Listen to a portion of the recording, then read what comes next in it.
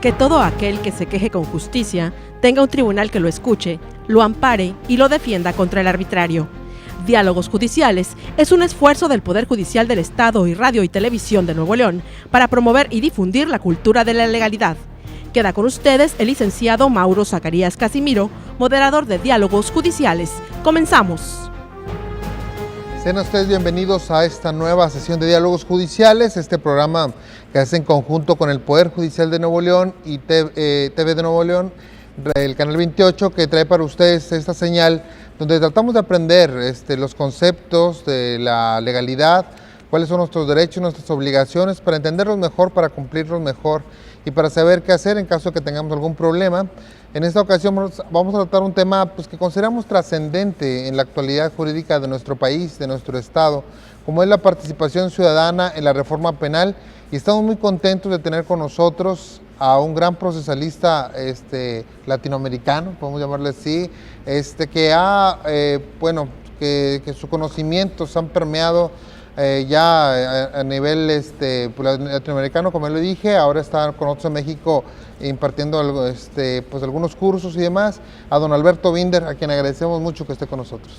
No, el agradecimiento es mío por todas las atenciones y esta posibilidad de dar clases y compartir con los jueces acá de Monterrey. Muchas gracias. Bueno, déjame decirle que don Alberto Binder, primero que nada, es argentino. Es autor de múltiples libros de derecho procesal penal y política criminal, asesor en las reformas procesales penales, por ejemplo, en Guatemala y también en la Argentina, en El Salvador, en Honduras, en la República Dominicana, entre otros. Miembro fundador y vicepresidente del Instituto de Estudios Comparados, Ciencias Penales y Sociales, creo que es INESIP, ¿verdad? Como sí se le denomina, organismo que ha contribuido a la consolidación y el progresivo fortalecimiento del Estado de Derecho en los países de América Latina y el Caribe. Aquí decimos en México, y además vende mole los domingos. Bueno, pues realmente un gran trabajo, ahora que ya los juicios orales, como los conocemos, pues coloquialmente, han venido a fortalecer los sistemas de justicia penal, la justicia criminal, la justicia social, como se le conoce de muchas maneras. Pero, doctor, en su amplia experiencia, ya que ha participado en todos estos temas aquí, ¿cómo participa la ciudad?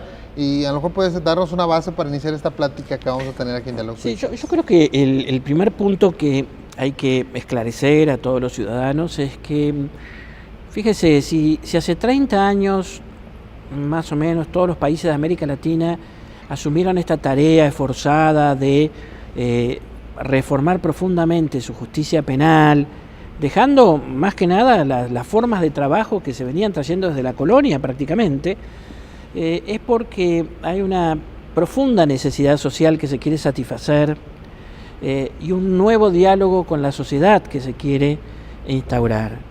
¿Qué es lo que la convicción que de alguna manera existía hace 20, 30 años, que dio inicio a todos estos procedimientos y que luego, a estos cambios, y que luego se fue notando que era una intuición muy profunda y que demostró que la necesidad era todavía mayor?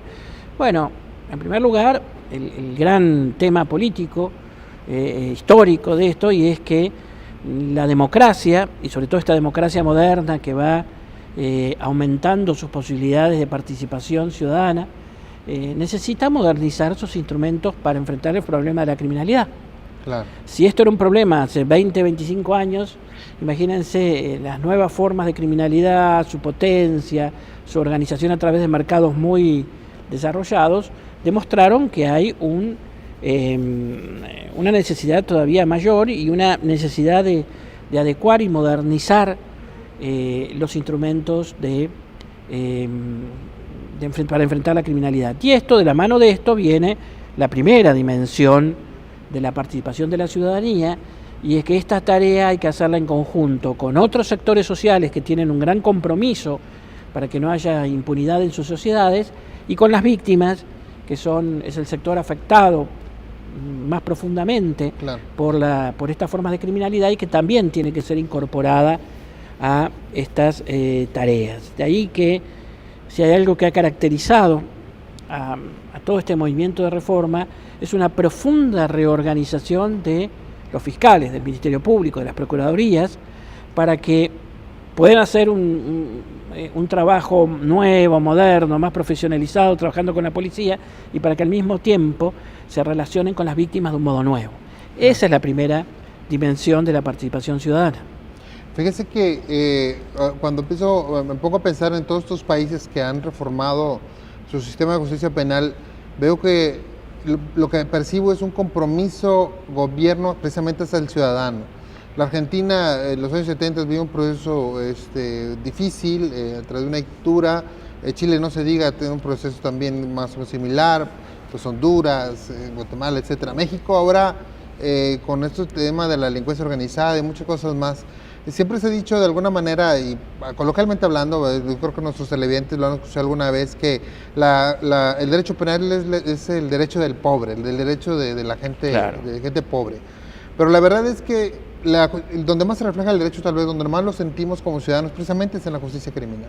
Sí, pero en algo, sí, por supuesto, pero en algo que usted dice, yo quiero destacarlo porque nos marca el porqué de la otra dimensión. Desgraciadamente en el Cono Sur, por esta historia desgraciada que tuvimos allá, como también como producto de las guerras civiles de Centroamérica, se consolidó la convicción, y cuando uno lee los grandes documentos como el Nunca Más, la Comisión de la Verdad, la Comisión de Reparación Histórica, claro. La historia por ahí de México fue muy distinta a esa. Se toma conciencia de que la Administración de Justicia no supo defender a los ciudadanos. Esa es la conciencia con la que entramos, tanto en Centroamérica, en el sur, muy claramente. Es decir, tipo de deuda histórica, vamos a ponerle. Una gran deuda histórica de que la justicia, y en estos casos además, donde el criminal era el propio Estado, digamos, o los dictadores que se habían apropiado del Estado, no supo defender a la ciudadanía. Algunos dicen porque no tuvo coraje, porque no tuvo posibilidades. Todo eso tiene sentido, pero también tomamos conciencia de que el modo como estaba organizada la justicia, su debilidad histórica, estos laberintos de papeles y de formulismos, era lo que kafkiano, era parte del problema de que le había impedido plantarse y defender las libertades públicas. Por eso nace a partir de esta convicción todo un proceso que dice, bueno, la democracia esperamos que no tengamos ya el Estado agrediendo a los ciudadanos, pero sin duda van a aparecer muchas otras formas de agresión, y la justicia tiene que asumir como tarea muy clara la de proteger a ciudadanos, incluso de los abusos del poder del Estado. Por eso se consolida también esta segunda dimensión de la reforma de la justicia penal, que es la defensa de las libertades públicas, es decir, y ahí está el gran problema que todavía nos resta mucho por trabajar. ¿Cómo somos eficientes para controlar la criminalidad y las formas de violencia social que hoy se instalan en nuestras sociedades? Pero al mismo tiempo lo hacemos de un modo que no tiremos por la borda las libertades públicas, que son las que queremos disfrutar. Claro. Esta tensión, que es la tensión que históricamente debe resolver la justicia penal, y por eso es la más visible, es la que la gente está mirando, es el gran esfuerzo que se está tratando de hacer. Entonces, nosotros tenemos formas de participación social vinculadas a los nuevos nexos entre fiscales y víctimas, formas de participación social vinculadas a la defensa de las libertades públicas, y ahí después ahora vamos a hablar de un gran tema que es jurados, y todo esto con una nueva forma, una tercera forma de participación social, que es la enorme publicidad. Es decir, una publicidad de la justicia penal que hoy día se entiende que es su mayor bien, digamos. Sí, y porque ya está presente por fin, ya está dentro del presupuesto del ciudadano, algo que antes realmente estaba alejado de él y que no conocía, ahora ya lo ve, y creo que vamos a comentar eso sobre el punto. Voy a comenzar con eso precisamente porque es una pregunta que quiero hacerle y que estoy muy interesado de que supe que iba a hacer el programa con usted. Pero antes vamos a hacer un corte aquí en Diálogos Judiciales, recordándole que tenemos una página electrónica para usted, donde puede encontrar toda la información de nuestra institución por si tiene algún tipo de procedimiento o bien quiere orientarse judicialmente. Esta página es www.pjenl.gov.mx, o en cualquier cualquier buscador ponga usted Poder Judicial de Nuevo León y encontrará esta página con esa importante información para usted. Volvemos en un instante.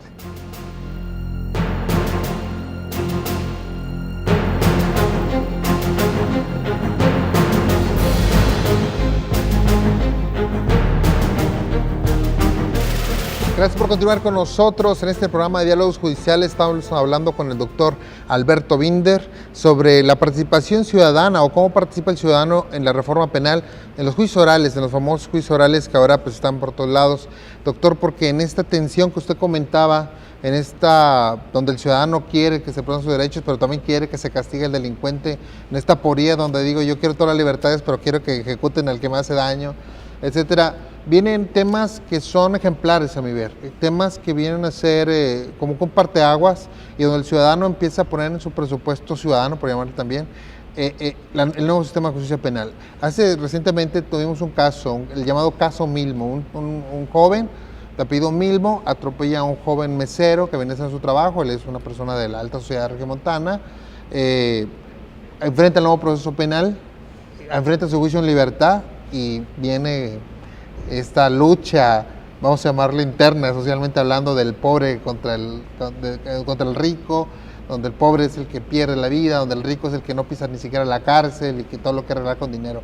Pero al final de cuentas pienso que también ahí hay un entendimiento social, pienso yo que también ahí es donde una comprensión, y como dicen los rotarios, en la comprensión está la paz, ¿no? Sí, y aquí también me parece que hay que... Yo creo que el primer mensaje que uno debería mandar con claridad es que el esfuerzo que están haciendo todos nuestros países en términos de reformar sus instrumentos judiciales en materia penal, pero hay que continuar con los otros sin ninguna duda, tiene que ser comprendido en su dificultad y acompañado muy claramente por la sociedad. Yo creo que la sociedad, en este sentido, la sociedad latinoamericana, tiene claro, pasa en nuestro país, pasa en todos, tiene claro que tenemos que cambiar, que tenemos que apurar el paso, que tenemos que hacer algo para que no se nos instale en la democracia la sociedad violenta, claro, que es algo que destruye la base social misma de la democracia. Para eso está lo que nosotros llamamos construir todos los mecanismos de gestión de la conflictividad. No hay que tenerle miedo a la conflictividad en la democracia, lo que hay que tenerle miedo es que esa conflictividad se resuelva en términos de violencia y abuso de poder.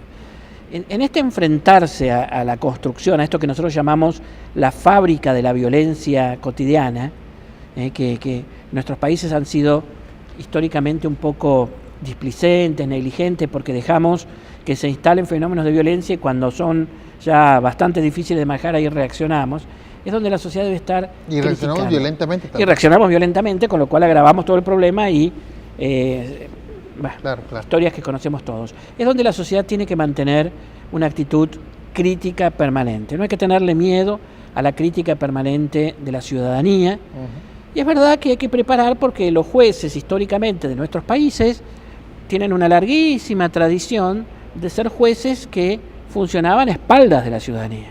Sí, definitivo, sí. Y yo hoy, que trajino, digamos, permanentemente por América Latina, yo diría que hoy hay una gran vocación al interior del Poder Judicial por revertir esto.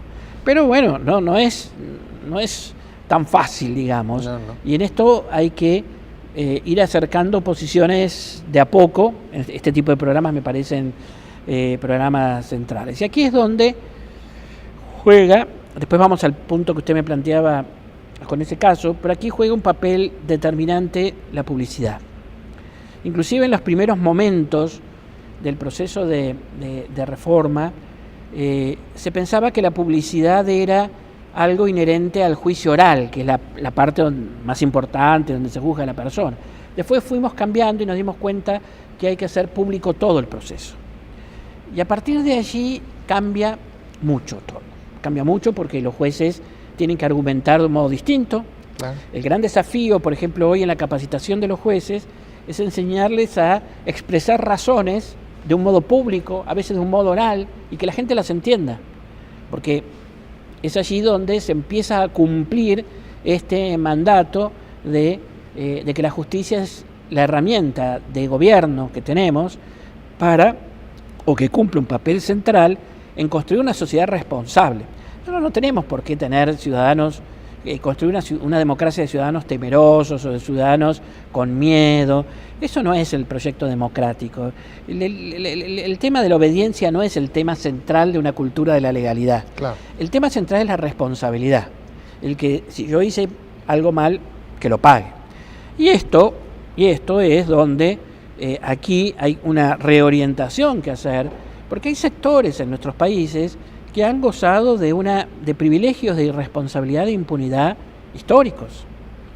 Sí, claro. Y este es el giro que se está haciendo, un giro que la ciudadanía tiene que acompañar, porque por otra parte, miren, yo siempre insisto que nosotros en el fondo, más allá de la elaboración teórica que se puede hacer, es como que tenemos un arquetipo de las causas de la criminalidad instalado socialmente, y nos parece que la criminalidad es el producto de un muchachito, un joven que, como no pudo ir a la escuela, se volvió malandra, o de un joven que, porque es marginal, se volvió malandra, digamos. No sé si ustedes usan malandra. Sí, claro. Sí, bien. Y esta es una forma muy inocente de ver el problema de la criminalidad. Hoy la criminalidad urbana, fundamentalmente, es negocios, son mercados delictivos. Sí. Y esos mercados delictivos son manejados por gente que no tiene nada que ver con la pobreza. Entonces, si nosotros seguimos pensando y seguimos utilizando el derecho penal para castigar preferentemente a los jóvenes, porque hoy lo usamos para los jóvenes, varones, jóvenes, que participan porque son contratados por estos mercados, pero que no dominan estos mercados ni los expanden, y aún en delitos comunes, no estoy hablando solamente de narcotráfico, estoy hablando del robo de vehículos, del robo de mercadería, del robo de celulares, de cosas que afectan a la vida cotidiana, donde hay sectores vinculados a la riqueza, a los mercados que no tienen nada que ver con la pobreza. Entonces, urge reorientar una política criminal hacia sectores que tradicionalmente gozaban de privilegios. Por ahí no es el caso que usted me cuenta, que es un caso muy puntual, digamos, muy puntual. Pero sí hay que empujar la justicia penal que tapone un sistema financiero, que si no taponamos el sistema financiero no hay forma de frenar estos mercados delictivos, que tapone la corrupción, porque si no tenemos una dirigencia política que sabe decirle no a los mercados ilegales, no tenemos solución. Entonces, claro, hoy en América Latina hay una discusión importante acerca de cómo reorientar la tradicional selectividad, no solo porque es injusta, es inequitativa, sino porque es una forma boba, así la llamamos nosotros, es una forma boba de enfrentarse a la criminalidad. Yo creo que la organización del nuevo Ministerio Público, la participación de sectores sociales, porque esta es otra característica que ha tenido la reforma de la justicia penal en América Latina, que se manifiesta en distintos países de un modo también diferente, pero que es nuevo. Tradicionalmente nosotros le cerrábamos el camino a sectores sociales que luchaban por la impunidad. Pero más bien la experiencia nos ha mostrado que abrirle el espacio a esos sectores, mediante acuerdos de trabajo con el Ministerio Público, mediante el otorgamiento de facultades para participar en el proceso como querellantes, como acusadores, es una de las formas de comprometer a la sociedad en áreas en las que tradicionalmente hubo impunidad. Ahora, acá viene otra tarea en la cual la sociedad tiene que participar muy fuertemente. Para hacer esto necesitamos un poder judicial fuerte. Claro. Esto no se hace con un poder judicial que no tenga fortaleza. Y la fortaleza está en la independencia. La fortaleza está en la independencia, o al revés, se es independiente cuando se es fuerte. Ahí tenemos el problema, digamos. Son dos vías, tal vez. Son dos vías. Fíjese que en esto hay que distinguir dos fortalezas distintas. Una es la fortaleza de la Procuración, del Ministerio Público, que aquí por ahí en México siempre ha tenido fortaleza porque ha estado muy vinculado a los poderes ejecutivos, pero por ahí uno debería hacerlo, mire, la fortaleza del Poder Ejecutivo es una parte de esto, ahora le falta la fortaleza social de ser una institución querida por el pueblo. Así es, sí. Que comúnmente se asocia como una institución represora del pueblo, en algunas ocasiones. Bueno, siempre por su vis política, tal vez. El Ministerio Público siempre va a ser visto como una institución que tiene como finalidad procurar la la aplicación de la pena, ese es su trabajo. Pero lo que por ahí le falta al Ministerio Público de América Latina, y no creo que México esté fuera de esto, es un Ministerio Público que esté mucho más cercano a la población y menos cercano al gobernante. Pero también eso es publicidad. También eso es publicidad, es una concepción, porque cuando se discutió, y esto uno lo ve en la Revolución Francesa, que es donde nace el Ministerio Público moderno, hay dos tendencias. Una tendencia que dice el Ministerio Público es representante del Estado, y otra tendencia que dice, no, el Ministerio Público es representante de la sociedad, del pueblo, no del Estado. La vieja tradición francesa de los procuradores del rey, que después en América Latina se volvió dominante, hizo a los fiscales representantes del Estado. Cuando esta institución se traslada a los Estados Unidos, que no era una institución anglosajona, el Ministerio Público, los fiscales, no es una institución tradicional de los anglosajones. La exporta la Revolución Francesa a los Estados Unidos, pero ellos toman la versión de que los fiscales están más cercanos a la comunidad, tienen una cierta forma de representación, están más cercanos al pueblo que cercanos al Ejecutivo. Vamos a hacer un corte, si nos permite, aquí en Diálogos Judiciales, porque el tema está muy interesante en este punto. Vamos a recordar también a usted que tenemos un programa de radio también en Radio Nuevo León, que se llama En el Tribunal, todos los miércoles a las 7:30 de la noche. Escúchenos en la señal del 1510 AM en la radio alternativa de Radio Nuevo León. Recuerdo, todos los miércoles 7:30 de la tarde, el programa En el Tribunal. Volvemos un instante con ustedes.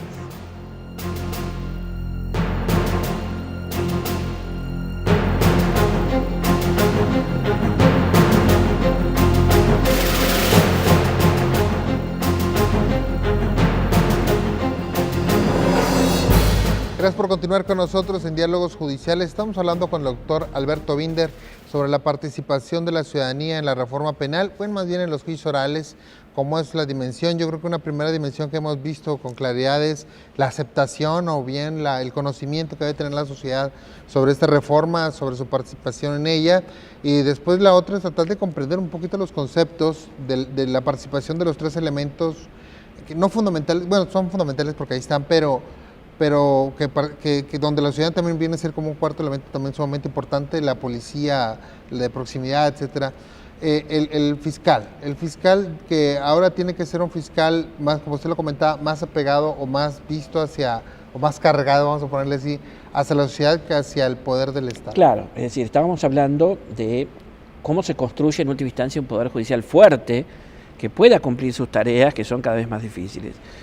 Y yo creo que esto hay que hacerlo con una alianza nueva y un diálogo nuevo entre las instituciones judiciales y la ciudadanía. Una de ellas se da con los fiscales, donde ahí hay que construir una alianza específica entre los sectores victimizados y la sociedad que es victimizada en su conjunto y los fiscales. Una alianza que no significa que los fiscales sean algo así como unos demagogos que se dediquen a, digamos, exacerbar el dolor social de las víctimas. No, al contrario, el fiscal tiene que tener cercanía con las víctimas y tiene que canalizarla hacia la efectividad y la pacificación. Toda la justicia penal es una gran herramienta de pacificación social y por lo tanto esta cercanía de los fiscales con con la ciudadanía, con las víctimas, cumple una función de canalizar, de gestionar ese dolor social, llevándolo hacia la eficacia, hacia desactivar y resolver los problemas de fondo que causaron ese dolor, no utilizarlo. Este es un primer trabajo que muchos ministerios públicos de América Latina están asumiendo, nuevos y muy complejos programas de orientación, protección y asistencia a las víctimas, la discusión que se da acerca de si el Ministerio Público debe ser en algún nivel por lo menos selectivo o no, y en todo caso un fiscal que se sienta de alguna manera representante de esos sectores sociales y no tanto empleado del gobierno. Esa es una dimensión. Ahora, como la justicia penal es el entrecruzamiento de necesidades sociales diversas, hay otra parte de las instituciones judiciales, en este caso la central, que son los jueces, que también tienen que hacer una alianza con la ciudadanía, no ya para gestionar el interés de la víctima, sino para defender al conjunto de la ciudadanía de los abusos que históricamente el poder penal ha cometido. Yo siempre insisto, y en esto tenemos mucha experiencia en América Latina como para no darnos cuenta, que cuando una generación que por ahí tiene la ventaja o la suerte de pasar por un cierto periodo de de paz social o de menor nivel de violencia, y acá quizás la experiencia nuestra sureña es muy determinante, tiende a relajarse en la defensa de las libertades públicas, y esto lo terminan pagando los nietos de uno. Claro, sí. Entonces, ¿cómo construye esta alianza nueva entre jueces y ciudadanía? Con herramientas muy concretas. La publicidad, publicidad y publicidad.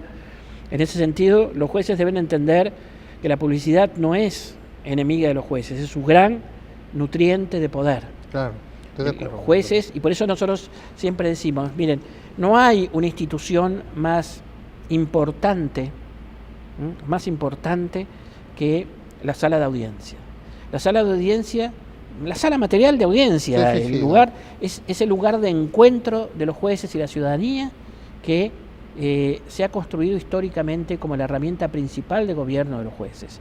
Yo siempre digo que, y un poco bromeamos en los cursos que hicimos en estos días, que un juez sin sala de audiencia no es juez.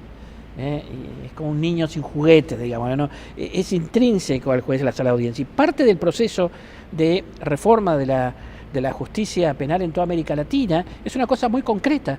Los jueces solo tienen que trabajar en la sala de audiencia. El día que tengamos jueces que su trabajo es entrar a la sala de audiencia, no sé si acá se ponen toga o no, digamos, se ponen la toga y están 6 horas y todo se hace de un modo transparente, bueno, ese día vamos a dar un paso muy importante. Pero hay brechas generacionales, ¿no, doctor? Ahí donde hay jueces de muchos años que les cuesta. Y sí, porque son jueces formados en una cultura del apartamiento, de la lejanía, de un lenguaje, del expediente. Imagínense la diferencia que hay entre un ciudadano que puede ir a ver y encuentra a la víctima, al ofensor, al imputado, se sienta ahí, lo ve al juez acá que se toma en serio y está resolviendo esto. ¿Cómo hace la ciudadanía para enterarse de un expediente? Estos son dos cambios culturales profundos. Y hay una generación que lo hace. Ojo, nosotros hemos encontrado que jueces del anterior sistema inmediatamente pasaron a ser excelentes jueces del nuevo sistema. Y a veces a jóvenes les ha costado más, porque tenemos un problema bastante grave con la enseñanza universitaria, con las escuelas de leyes que no están enseñando el tipo de derecho que necesita la sociedad del siglo XXI. Sí, claro. Pero aquí tenemos entonces, volviendo al tema, esta alianza que se hace a través de la publicidad enorme, y cuando uno ve que las audiencias son transmitidas por radio y que la gente escucha por radio, claro, y que los periodistas dejan de ser irresponsables porque tienen muchas noticias, bueno, ahí se dan. Y la otra forma de participación que yo creo que constituye una alianza central entre el Poder Judicial y la ciudadanía es el sistema de jurados. Convocar a los ciudadanos a resolver casos. Hay mucho debate alrededor de eso de los jurados, es un tema trascendente porque la ciudadanía quiere participar también, o sea, se ha escuchado a favor, pero también se ha escuchado en contra porque también se le tiene miedo a los jurados por una especie, como yo pienso, más que de culturización, para nosotros más, los mexicanos, yo creo que para ustedes, del sistema estadounidense, donde el jurado se le puede hablar bonito y a lo mejor cambiar el sentido de los... Bueno, pero eso tiene un poco de mito. Porque claro. Tiene un poco de mito porque primero que los jurados, es decir, un sistema moderno de participación ciudadana es la conjunción del trabajo de los jueces profesionales con un nuevo profesionalismo y de los ciudadanos. El jurado no es una asamblea popular, es un jurado es un juicio muy complejo, dirigido por juez profesional, orientado, que le da instrucciones, con un sistema de selección de jurados muy complejo, con formas de control de la nulidad del veredicto. Bueno, es el más complejo de las formas de juicio, es el de más calidad. Y la gente muestra que no adquiere mucha seriedad, mucha seriedad. ¿Se pueden cometer errores? Sí, pero el valor político que le da esta alianza con los jueces, en esto Tocqueville, cuando fue a estudiar el sistema americano desde Francia, lo dijo con claridad. No solo es una buena forma de que el pueblo participe en un acto trascendente de gobierno, porque de todas las formas de participación social que hay, que te llamen a tomar una decisión que puede implicar muchos años de cárcel de una persona, es la más seria de las formas de participación social, sino que es una gran herramienta de construcción de la cultura cívica. Nosotros, sí, claro, en nuestros países nos vivimos preocupando por la debilidad de la cultura de la legalidad, de la cultura cívica. Bueno, la justicia la administración de justicia pública, transparente, con jurados, es la gran escuela de cultura cívica. Cada uno de esos jurados, cuando vuelve a sus casas, cuando vuelve a sus comunidades, se convierte en un gran pedagogo, en un gran maestro de lo que significa la ley en ese país, en esa sociedad. Un gran promotor. Un gran promotor. Y eso me parece que no nos podemos dar el lujo de perder esta herramienta. Fíjense, nosotros nos hemos dado cuenta en el ámbito de esas nuevas experiencias en la materia del sistema acusatorio, que la gente que participa, a lo mejor porque está un familiar ahí, un ciudadano que va y ve a su familiar siendo juzgado, sale y lo hemos comentado con ellos aquí en la cercanía, con una gran, digamos, a lo mejor lo condenaron a su familiar, pero sale satisfecho, vamos a ponerle así. Porque al final de cuentas el ver, el escuchar, el participar, al menos estando ahí presente, eso yo creo que llena al ciudadano, ¿no? Totalmente, y una de nosotros en la Argentina, que nos costó mucho poner el jurado porque siempre había mucho rechazo de los mismos jueces, pero que en los últimos años ya estamos teniendo juicios por jurados, esto se nota inmediatamente. Cuando es el fallo de un juez, la discusión continúa y continúa en la apelación y no se termina nunca, y a veces estamos 3 años discutiendo eso. Sí, sí. Cuando son los jurados, el fallo se acepta de otra manera. Bien o mal, se equivoquen, no se equivoquen, se acepta de otra manera y cambia el debate social. Muy bien, vamos a hacer un corte más aquí en Diálogos Judiciales. Les recordamos también que ya estamos en las redes sociales, estamos en el Facebook, búsquenos con el usuario del Poder Judicial de Nuevo León.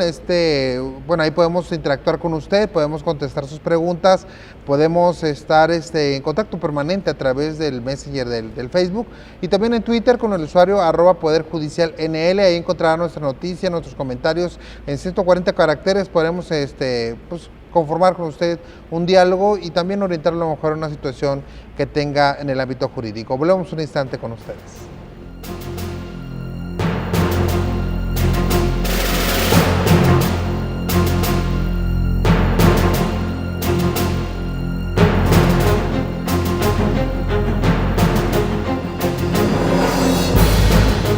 Muchas gracias por seguir con nosotros aquí en Diálogos Judiciales. Estamos hablando con el doctor Alberto Binder sobre el tema de la participación ciudadana en la justicia penal, en la nueva reforma, el proceso ahora llamado acusatorio, aunque siempre se ha acusado a alguien, ¿verdad?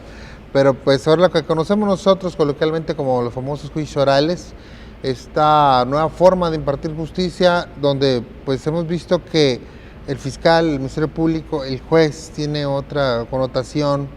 Y bueno, yo creo que en este momento pasamos también a un punto importante, la defensa pública, porque le voy a decir algo, doctor, aquí antes se llamaba o conocía como Defensoría de Oficio, era un poquito relegada a los defensores públicos, y luego una de las cosas más importantes que, bueno, dicen que amor que no se refleja en la nómina no es amor verdadero. A los defensores públicos hizo una reforma y se les dijo, se va a pagar igual que los fiscales cuando tenían un sueldo menor. Porque los equiparaban en ese sentido a los fiscales, y empezó un proceso de crecimiento del Instituto de Defensoría Pública en nuestro estado, yo pienso que en muchas partes del país. El defensor público viene siendo ahora pues un pilar de ese sistema, ¿no? Por supuesto, el defensor público en un sistema adversarial, un poco para definir conceptos así de un modo claro, nosotros le llamamos el pase al sistema acusatorio porque es un sistema que tiene como uno de sus ejes el hecho de que se basa en el principio de inocencia, es decir, que vamos a condenar a la persona cuando se pruebe en juicio lo que hizo, si no, no. Este es un principio innegociable del Estado de Derecho, digamos. Claro. Esto, que por ahí lo teníamos puesto ahí en los libros o en los manuales, pero esto sí tiene que entender la ciudadanía. El derecho básico de que a nosotros no nos metan en la cárcel si no nos hacen un juicio en el cual prueban lo que hicimos y que lo que hicimos es contrario a la ley, es un derecho básico que ningún ciudadano podemos renunciar ni jugar con él, porque ha causado, cuando se abandona esto, causa mucho sufrimiento. Y cuando decimos sistema acusatorio significa esto. Y significa también, luego usamos la palabra adversarial, porque para que esto funcione bien es necesario dividir las funciones en el juicio penal y que los fiscales, y conjunto con las víctimas, sean los acusadores, que el juez imparcial es el que decide y que el imputado tenga un defensor.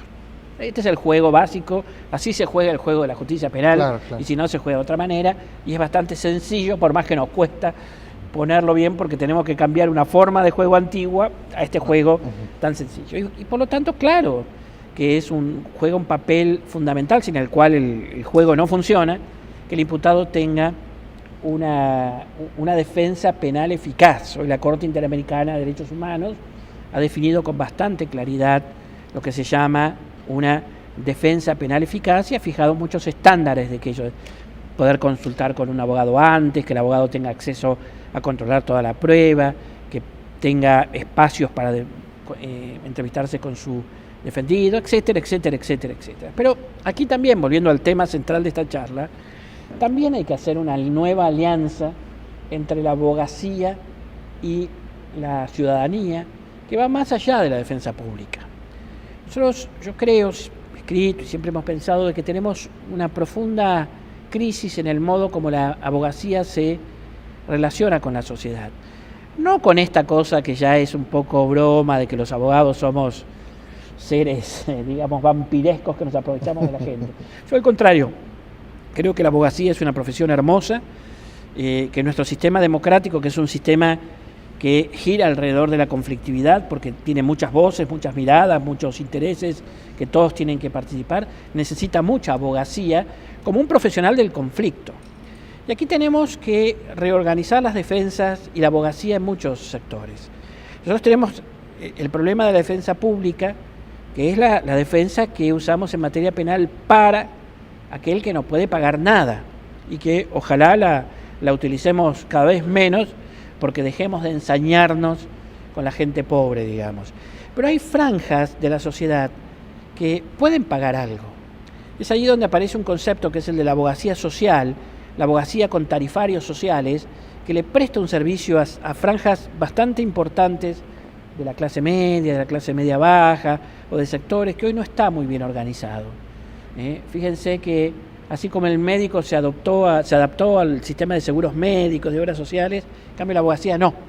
Sí, Entonces, sí. o la abogacía o tiene que ser gratis o tiene que ser muy cara. Sí. Y en el medio estamos dejando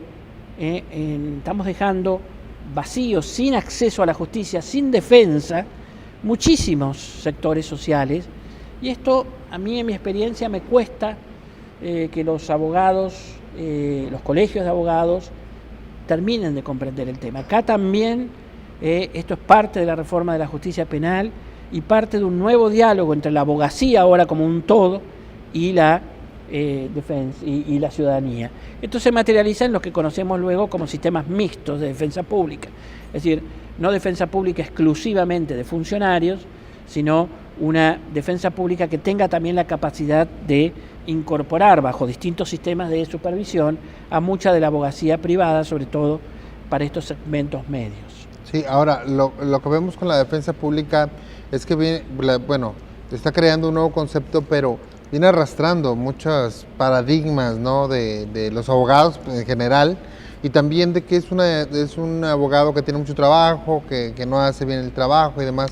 Cuando vemos que realmente hay un gran esfuerzo en ese sentido, pero también el abogado público tiene que ser un abogado nuevo, un abogado con otro concepto, ¿no? Totalmente. Nosotros siempre decimos, la defensa pública se inventó en el sistema inquisitorial, que eran los defensores de brujas. Sí. Pero el cometido principal del defensor de brujas era lograr la confesión de la bruja, no era defender a su cliente.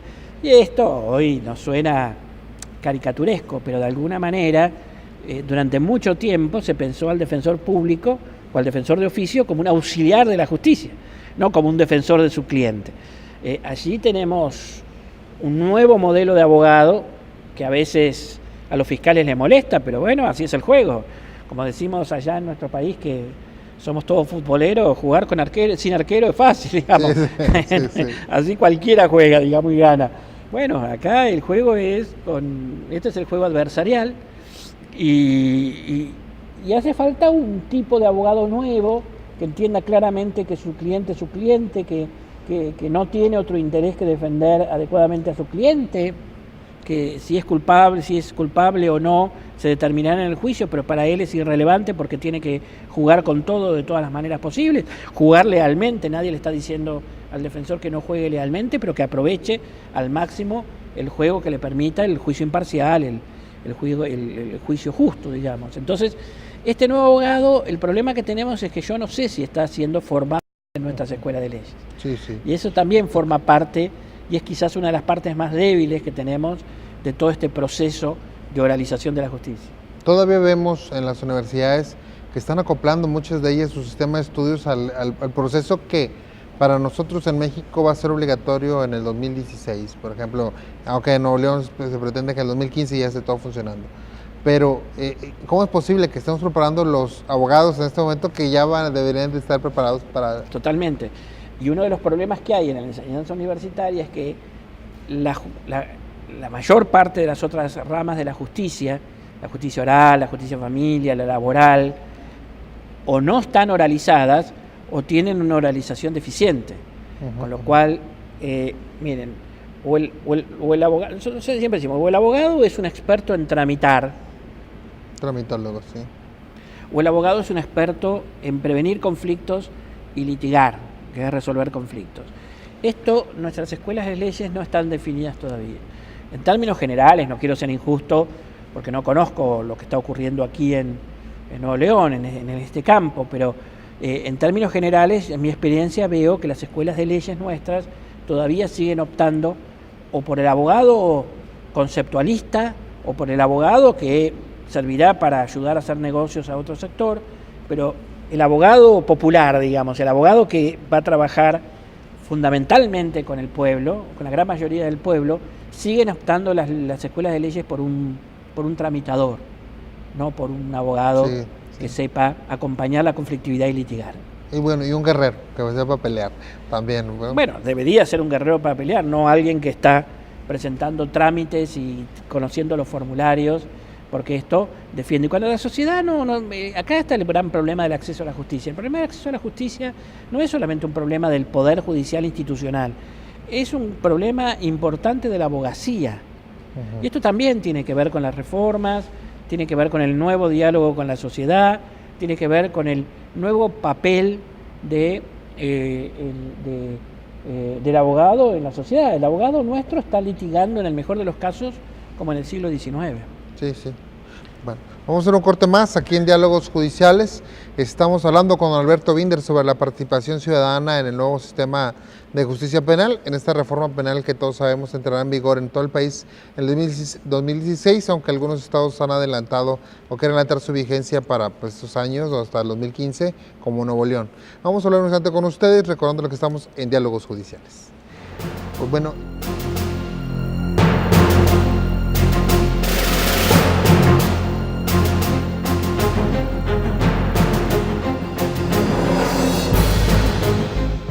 Gracias por continuar con nosotros aquí en Diálogos Judiciales. Vamos a cerrar nuestra charla con el doctor Alberto Binder sobre el tema de la participación ciudadana en el nuevo sistema de justicia penal.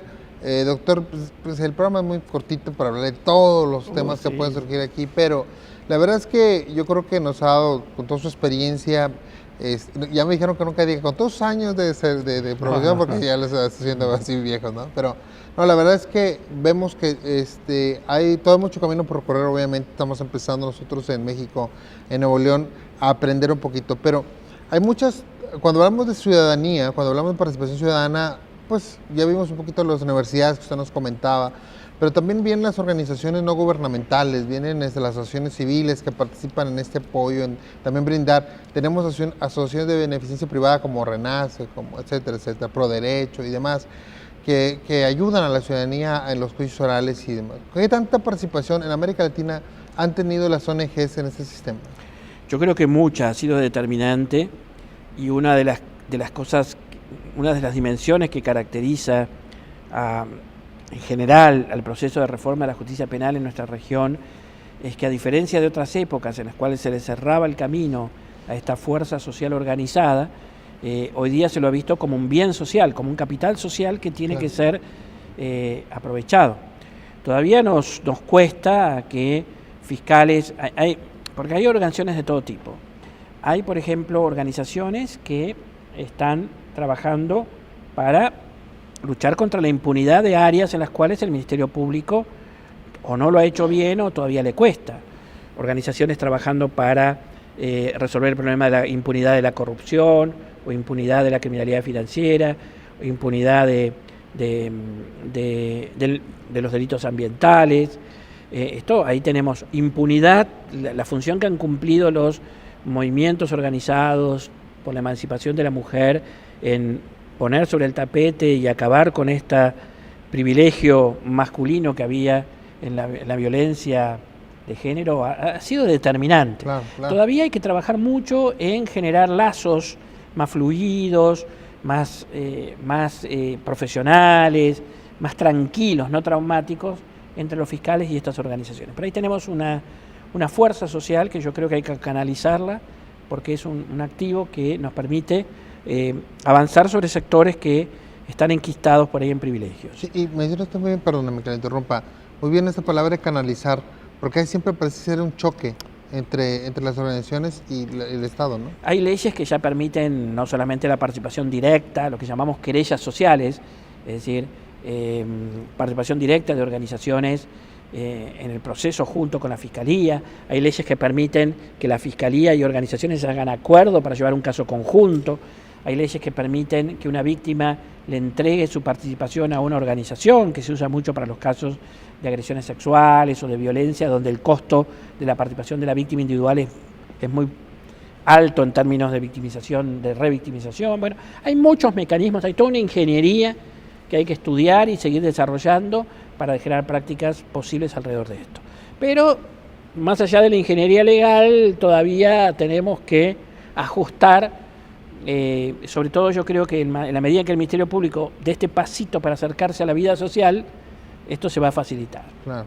Y en tanto muchas organizaciones entiendan que el juego del juicio, del juego en el Poder Judicial, es un juego reglado, no es que uno puede venir a hacer cualquier cosa. Digamos, está sujeto a formas, es un juego con muchas reglamentaciones porque tenemos que prevenir abusos. Entonces, si se da este acercamiento, ahí tenemos una ganancia en términos de participación social. Después tenemos otro conjunto de organizaciones que son aquellas que están empujando, que están trabajando para el fortalecimiento del Poder Judicial, que se ocupan por la transparencia, que se ocupan por la independencia judicial. Y aquí también tenemos todavía un diálogo que construir, porque los jueces muchas veces las sienten como que las están atacando. Sí, están invadiendo su territorio. Que están invadiendo su territorio, pero hay organizaciones que se preocupan para que el nombramiento de los jueces sea transparente, para que aprendan a rendir cuentas, para llevar gente a los juicios públicos, para poner en las redes sociales todas las audiencias y luego discutirlas. Bueno, acá hay otro acercamiento que hay que hacer con estas organizaciones, donde, bueno, también es cuestión de tiempo y de conversar y comunicarse. Y hay un tercer conjunto de organizaciones que cumplen funciones muy positivas en la defensa de derechos de los imputados, o de los menores infractores, o de los adolescentes, o en el trabajo postpenitenciario.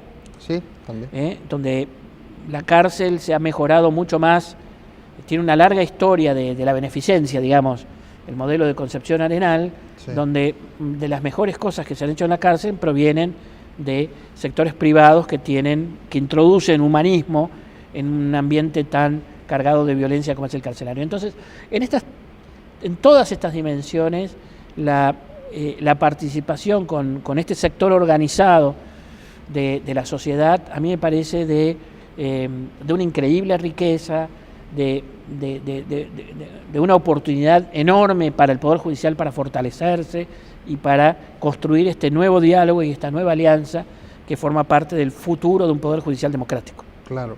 Ahora, dentro de ese tema, ha mencionado mucho la palabra democrático, y creo que a lo mejor algunas veces la ciudadanía se confunde un poco, porque es bueno, democrático, lo escuchamos siempre en la política y lo escuchamos que es democracia. ¿En qué consiste básicamente esto? Porque ya nos lo ha dicho, pero explicarlo un poco claramente. ¿Por qué es democrático el sistema acusatorio?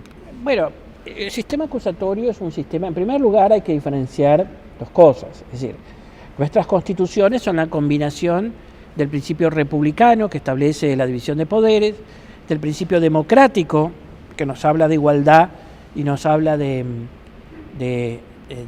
principio de la mayoría como criterio para discernir políticas, y luego tenemos el Estado de Derecho, que pone un límite legal a todos, mayorías y minorías. Los principios no son uno. Hoy día nosotros tenemos constituciones que son repúblicas democráticas sometidas al Estado de Derecho. La justicia es una es una institución eminentemente republicana, porque hace la división de poderes y controla el poder, y el sistema acusatorio, en la medida en que libera al juez de estas cargas que lo asimilaban al Ministerio Público, ayuda a construir un poder judicial más fuerte y un juez que pueda limitar al poder. En ese sentido, y además la división de funciones mismas significa introducir la lógica de la división de poderes al interior del Poder Judicial. Es democrático porque buscamos de todos modos una aplicación igualitaria de la ley. Y esto, hacerlo de un modo transparente, también permite una crítica social de tal manera de que el Poder Judicial sea un poder expuesto al escrutinio popular, con el modo como el Poder Judicial se somete al escrutinio popular, que es muy distinto como lo hace el Ejecutivo o el Legislativo. Pero el Poder Judicial es un poder sometido al escrutinio popular. Y por lo tanto, finalmente, es una gran institución vinculada al Estado de Derecho, porque fortaleza de la ley y fortaleza del Poder Judicial son dos caras de una misma moneda. Muy bien.